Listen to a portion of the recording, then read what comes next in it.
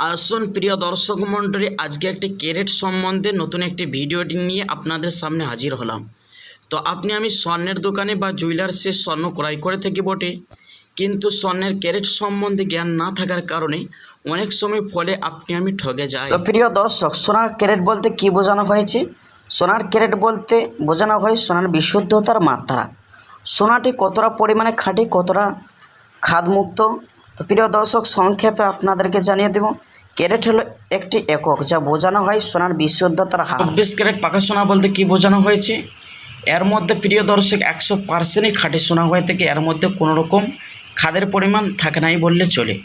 আর 22 carat সোনা বলতে বোঝানো হয় প্রিয় দর্শক, যে সোনার মধ্যে 91.67% হচ্ছে খাঁটি সোনা, 8.33% হচ্ছে অন্য ধাতু যেমন তামা বা রূপো, এর মধ্যে 22 ক্যারেটের মধ্যে মিক্স করা হয়। প্রিয় বন্ধুরা, 18 ক্যারেট গহনা সোনা বলতে বোঝানো হয়েছে 75% হচ্ছে খাঁটি সোনা, আর 25% হচ্ছে অন্য ধাতু বা তামা বা রূপো জাতীয় জিনিস মেশানো আছে।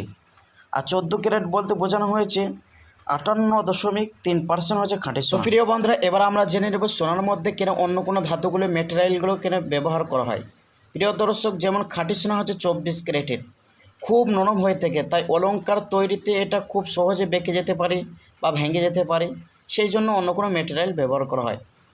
22 ক্যারেট বা 24 ক্যারেট সোনা বেশিরভাগ ব্যবহার করা হয় যাতে সোনাটি শক্ত হয়ে থাকে বা দীর্ঘস্থায়ী হয়, বেশি দিন ব্যবহার করতে পারা যায়, সেই জন্য এই সোনা দেশের বাজারে বেশিরভাগ ব্যবহার করা হয়।